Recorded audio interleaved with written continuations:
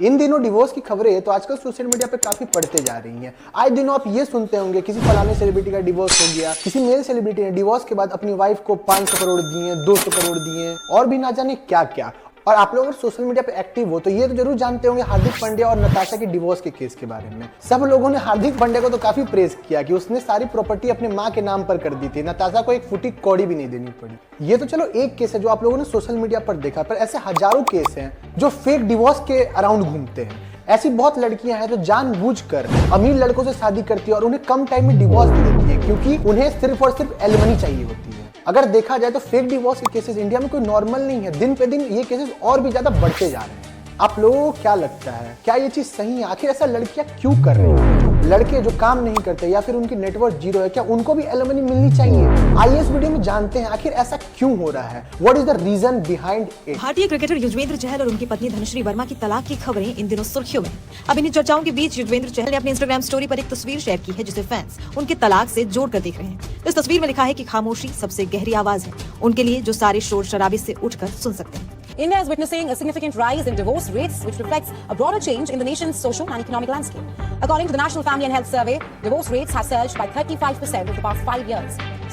Just days after the wife of Bengaluru techie Atul Subhash, who died by suicide alleging harassment by his wife and in-laws, was arrested, the top court has now flagged another case wherein they say that matrimonial laws are being misused by women to settle scores with their husbands.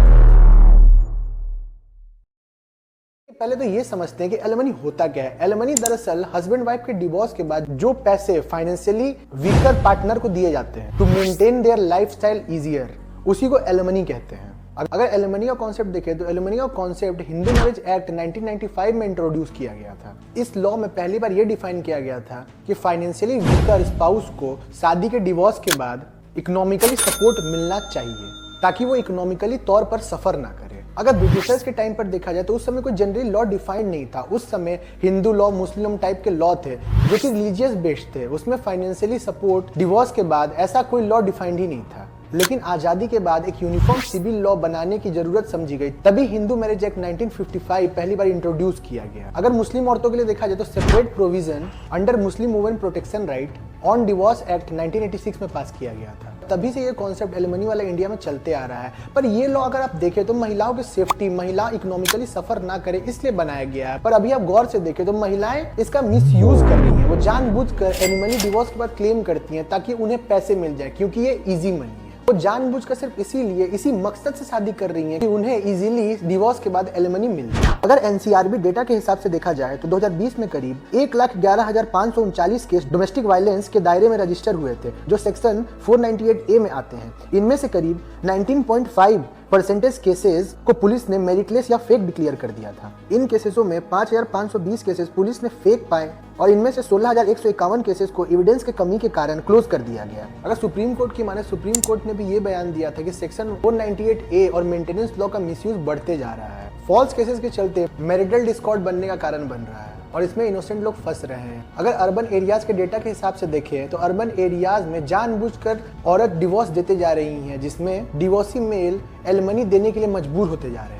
और हद तो तब हो जाती है जब औरतें alimony के लिए क्लेम करती हैं जबकि उन्हें एलिमनी की जरूरत भी नहीं है डिवोर्स के बाद। अगर उदाहरण के तौर पर देखा जाए तो दिल्ली हाई कोर्ट में एक ऐसा केस आया था जिसमें औरत ने 2 lakh per month maintenance claim किया था, पर सुप्रीम कोर्ट ने उसे इसलिए रिजेक्ट कर दिया था क्योंकि वो औरत पहले से कमाती थी। उस औरत के सस्टेनेबल इनकम के प्रूफ मिल गए थे। ऐसे ही दिल्ली में एक हाई प्रोफाइल केस आया था बिजनेसमैन का, जिसमें उसकी वाइफ ने डिवोर्स के बाद 10 करोड़ की एलिमनी क्लेम करी थी।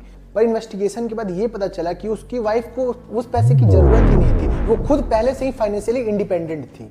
उस बिजनेसमैन की वाइफ का सिर्फ और सिर्फ मोटिव था फाइनेंशियल गेन, जो कि सुप्रीम कोर्ट ने खारिज कर दिया और बिजनेसमैन के पक्ष में ही अपना जजमेंट दे दिया। ऐसे ही दिल्ली में एक और मिडिल क्लास कपल के डिवोर्स का केस आया था जिसमें पूजा ने रमेश पर 50,000 मेंटेनेंस लॉ के आधार पर केस किया था। पर इन्वेस्टिगेशन के बाद ये पता चला कि पूजा एक प्राइवेट स्कूल में टीचर थी और उसकी सैलरी 40,000 थी। तब कोर्ट ने ये बयान दिया था कि एलिमनी सिर्फ उसके लिए जरूरी है जो कि फाइनेंशियली वीकर हो या फिर कमाता ना हो। और अतुल सुभाष वाला केस तो आप लोग जानते ही हो, मुझे उसके बताने की जरूरत भी नहीं। देखिए ये सबसे तो आपको पता चल ही गया हो कि एलिमनी के फेक केसेस इंडिया में कितने बढ़ते जा रहे हैं। देखिए एलिमनी के केसेस औरतों को फाइनेंशियली सपोर्ट करने के लिए बनाए गए हैं, औरत या फिर मर्द कोई भी। पर यहाँ पर तो इस लॉ का मिसयूज ही होते जा रहा है। अब देखिए आप लोगों के मन में ये सवाल तो जरूर आ रहा होगा कि एलिमनी लेना या देना सही है या नहीं। आइए इस वीडियो में मैं ही आपको बता देता हूँ सही है या नहीं।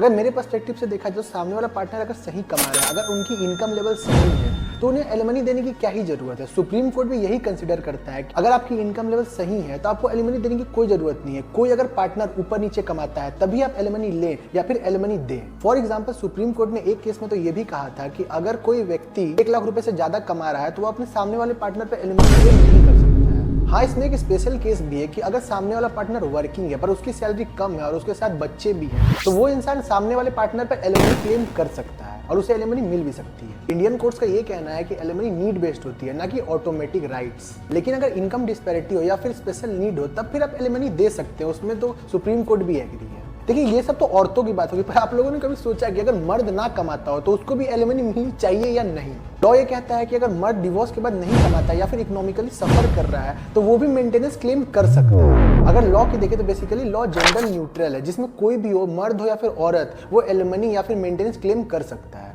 अगर हिंदू मैरिज एक्ट 1955 के तहत देखें तो डिवोर्स के बाद कोई भी पार्टनर, मर्द हो या फिर औरत, अगर फाइनेंशियल क्राइसिस फेस कर रहा है तो वो मेंटेनेंस या फिर एलिमनी क्लेम कर सकता है। हाँ, लेकिन एलिमनी क्लेम करने के लिए हस्बैंड को ये प्रूव करना होगा कि वो फाइनेंशियली स्टेबल नहीं है और वो अपने खर्चे को मेंटेन नहीं कर पा रहा है।